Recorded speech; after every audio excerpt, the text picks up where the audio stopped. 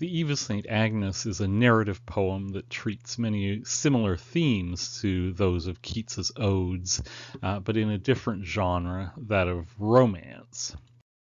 The term romance at this period was associated with tales of chivalry from the medieval past, so the setting in a medieval castle in a long ago time is significant.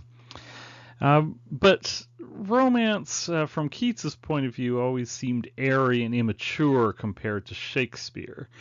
Keats was always trying to prove himself as a poet. He was never really sure how good he was, so he wanted to prove himself in increasingly important genres. So even Keats had a somewhat negative view of romance. So from this point of view, the Eve of St. Agnes might be seen as a less serious effort. It's in an archaic genre, and Keats wrote it while he was frustrated with his epic Hyperion, which he was unable to finish.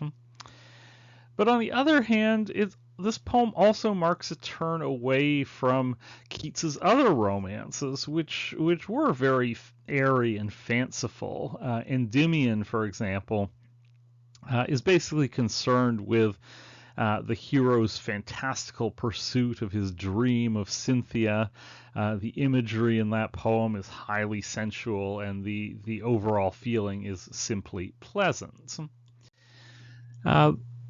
But here we have a somewhat darker version of the world of romance. It's set not in an idealized other world, but in a seemingly barbaric past that we've seen already associated with the Gothic.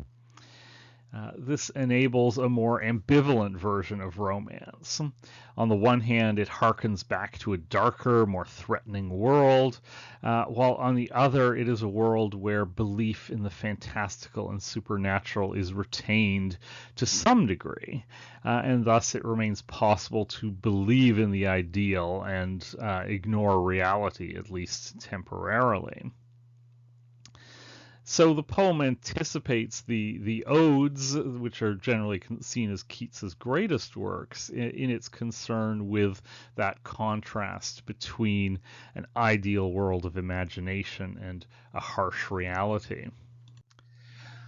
In terms of form, the poem is written in Spencerian stanzas. Edmund Spenser's The Faerie Queene is probably the most famous romance in English. The stanzas should look familiar because we also read them in Byron's Childe Harold. And they are kind of old-fashioned stanzas, kind of fitting the archaic genre. The rhyme scheme AB, AB, BC, BC, C, which in itself suggests a very slow, gradual progress from A to B to C. And the meter is iambic pentameter. The poem begins with 4 stanzas that have very little to do with the plot, but do set the tone in terms of their images, which focus on coldness and death. Bitter chill it was, the hair limped trembling through the frozen grass. Numb were the beadsman's fingers. The sculpture dead on each side seemed to freeze. To think how they may ache in icy hoods and mails. The coldness here is associated with a particular view of life, one that in this poem is generally associated with the beadsman. And we might ask why the beadsman is such a significant figure. He appears only at the beginning and then is reported dead very briefly in the final stanza. What does he stand for? Why the need for this framing device? His function is perhaps most clearly seen in stanza 3, when we're told, already had his death bell rung, the joys of all his life were said and sung. He's already on the side of death as opposed to life. What Coleridge in The Ancient Mariner calls life in death, that liminal state to which the Ancient Mariner is condemned. As a result, he is left with harsh penance on St. Agnes Eve, and all night kept awake for sinners' sake to grieve. So he thus stands for an ascetic religious perspective that consciously renounces the lavish joys of the world, which the rest of the castle seems to be enjoying at this moment, the argent revelry of stanza 5. So the poem begins with this opposition between the utter renunciation of life and the full enjoyment of it. And we immediately we need to think about where Porphyro and Madeline fit in the context of this world. They embody a human warmth that is opposed to the beadsman's coldness, but they're also opposed to the unreflective enjoyment of the life of the revelers. Here there are echoes of Hamlet in the thoughtful hero opposed to the decadent court, not to mention Romeo and Juliet in the feuding families theme. At this point in stanza 5, the narrator intervenes. He explicitly invokes the paradigm of old romance in order to let us wish away and turn soul-thoughted to one lady there. This narrows down the scope of the poem, but only by returning his readers to the narrative present, and thus reinforcing the distance between the past and the present. This is something of a strategy to maintain the narrator's position of superiority to the material he's presenting. He very casually shows us how he is shaping the narrative. And one of the reasons for this is the subject matter. Given that it is a poem that dwells on Gothic superstition, the narrator seems to be making it clear that this is not his idea, but the idea of the times he is describing. He isn't responsible for such backwardness.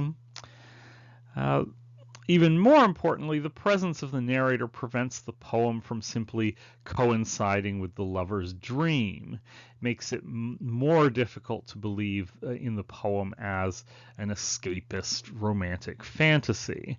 It gives us a critical distance from the dreams and fantasies represented in the poem.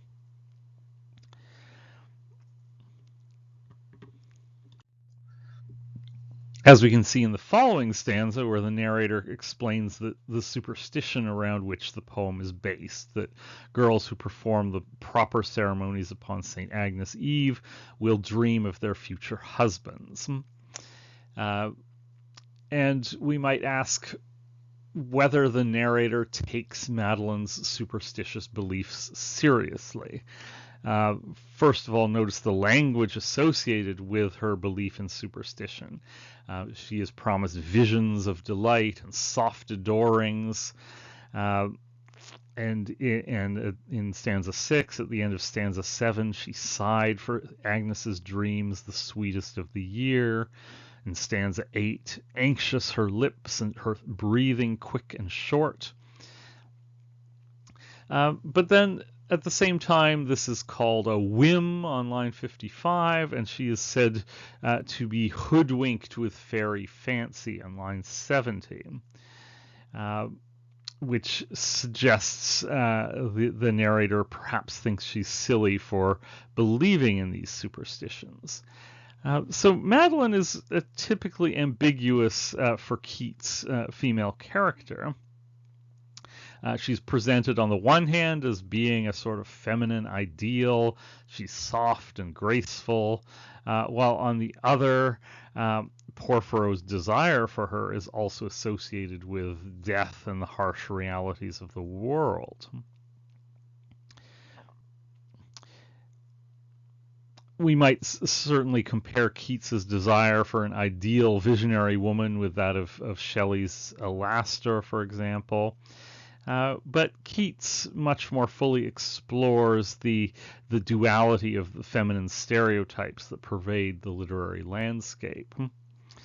And this is certainly common in Keats's poetry. He tends to both idealize women and implicitly blame them for the evils of the world. But if the narrator's words are somewhat ambivalent, Angela's are more clearly sympathetic. She shares Madeline's superstitious imagination. For example, she claims that Porphyro must hold water in a witch's sieve and be liege lord of all the elves and fays to venture to his enemy's castle in the way he has. Which seems to assert the implausibility of his actions, but then also this might seem to give some credence to her supernatural viewpoint. But she also has a critical distance from Madeline's beliefs.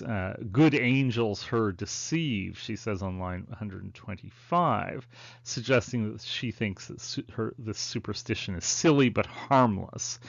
She just hopes it will work out for the best. And we might ask whether that's a sentiment that we are supposed to agree with.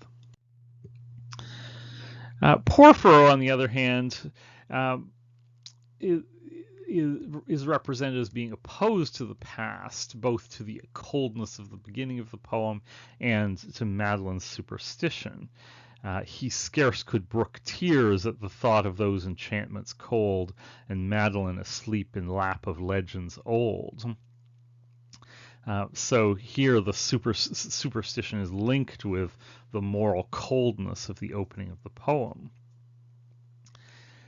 Whereas Madeline is associated with the beadsman in her relinquishing of earthly pleasures. She goes supperless to bed, line 51, which is an attitude that's reversed when Porphyro lays out a banquet of sweets for her to enjoy.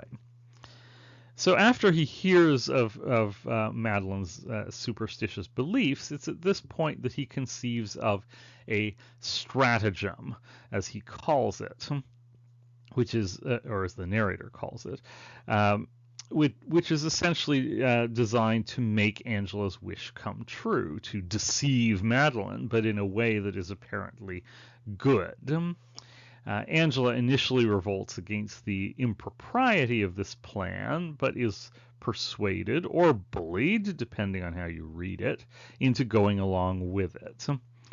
After this point, it starts to get a little bit confusing. Porphyro hides out in Madeline's closet, watches her get undressed for bed, and waits for her to fall asleep.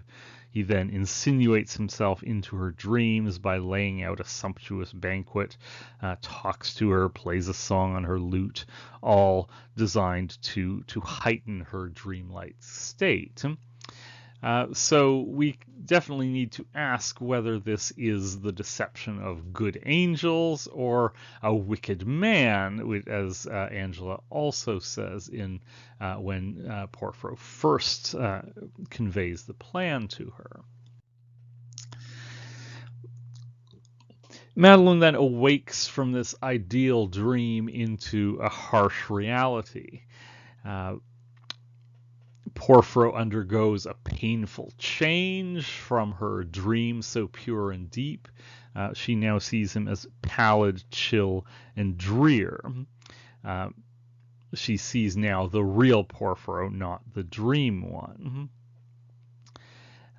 So here she seems to the mortality of the real situation takes hold of Madeline. She becomes seemingly aware of the possibilities of death and deception, and she asks Porphyro to bring back the dream vision with those looks immortal.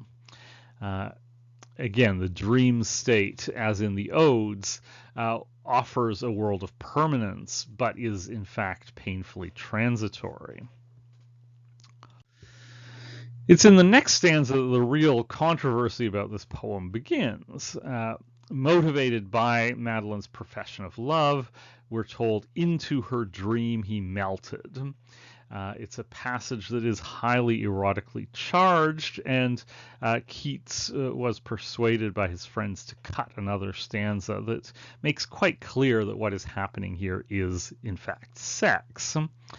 Which raises a number of further questions about this poem. The world of romance isn't supposed to have sex in it. The language of the stanza adds a degree of vitality and richness missing from some of the other parts of the poem. But on the other hand, the deception involved in producing this scene might make us question how ideal this world really is. And one important question here then is, was this sex a part of Porphyro's stratagem all along, or does it just happen spontaneously? We're told in stanza 16 that the plan was a thought that came like a full-blown rose to Porphyro's mind. But does that imply that the whole plan was complete at that time, or are we to believe that he revised it as it went along? We can see evidence in the poem for either interpretation. On the one hand, we're told that Porphyro's blood made purple riot when he thinks of the stratagem, signifying a very physical excitement. He clearly doesn't have a problem with his voyeurism.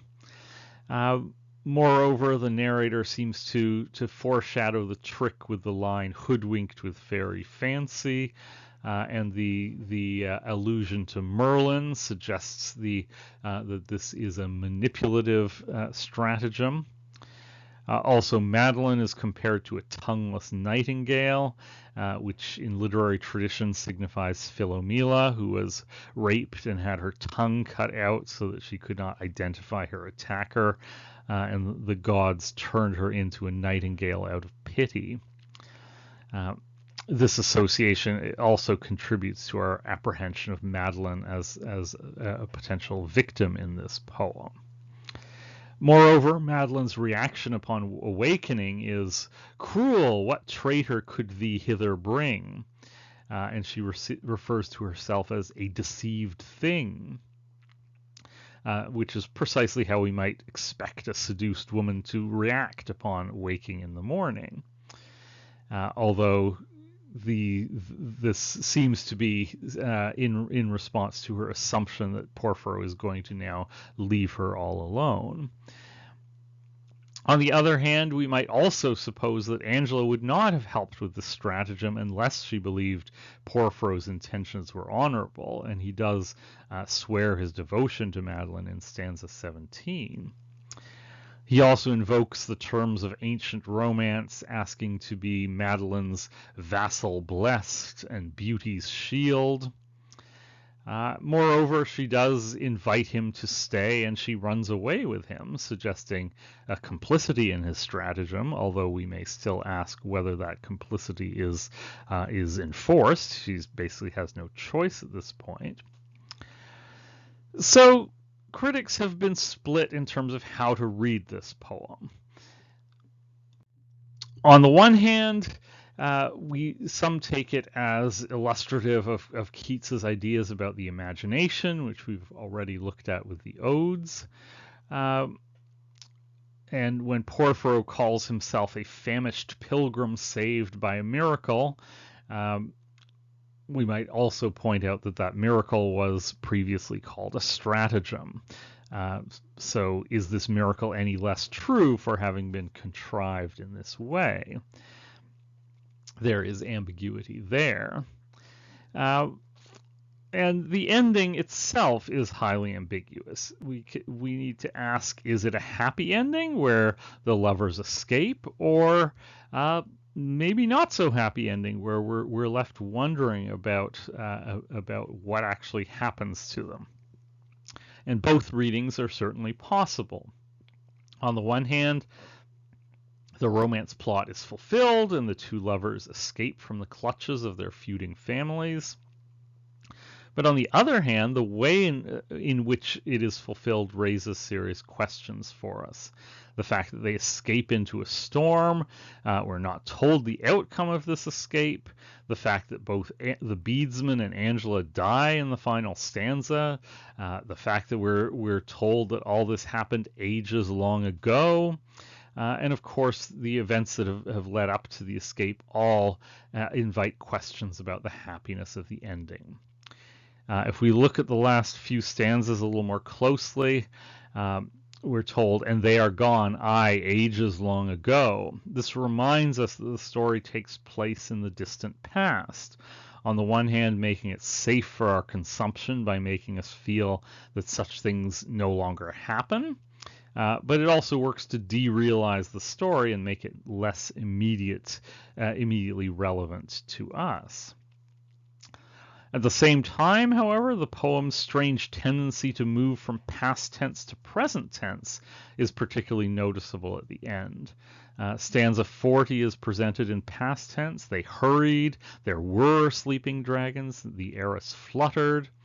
But stanza 41 begins in the present tense. They glide, but the porter lay, and the bloodhound rose and shook his hide, and then moves back to the present. And it's only then that we're told that they are gone ages long ago. The actions of the lovers seem to be described in present tense, while their obstacles are relegated to the past. This seems to assert a sort of contemporary relevance for their actions that is nevertheless negated by the phrase ages long ago. These lovers fled away into the storm. It is now a storm and not an elfin storm from fairyland, as Porphyro called it earlier. Does that mean the storm is now real? Have we left the world of romance and fantasy? The dreams now are, as in the Baron's case, of many a woe. The ideal has collapsed into one of harsh reality and death. In particular, is it significant that the poem in fact ends with Angela and the beadsman. Angela died palsy-twitched, with meager face deform. Does that suggest that her role in this affair has been punished in some way? Alternatively, Angela has said to Porphyro, "Thou must needs the lady wed, or may I never leave my grave among the dead." Is the key word here wed? Is the fact that they've eloped without having a religious ceremony a factor in Angela's gruesome death? Or has the escape of the lovers simply enabled her to move on to a more ideal realm as well? And what about the beadsman, who remains for aye unsought for in the last line? Is this supposed to suggest that the lovers should have sought for him? What could he have contributed here? Perhaps the due religious ceremony that we mentioned. So the poem leaves us with some typically Keatsian ambiguities. The ideal world of poetry is something to aspire to, but it cannot entirely banish our awareness of reality and death. The contradiction of the poem is that it shows both an anxiety about the consummation of the dream brought on by Porphyro's deceptive stratagem, and an awareness that the dream cannot simply be left in the realm of ideality.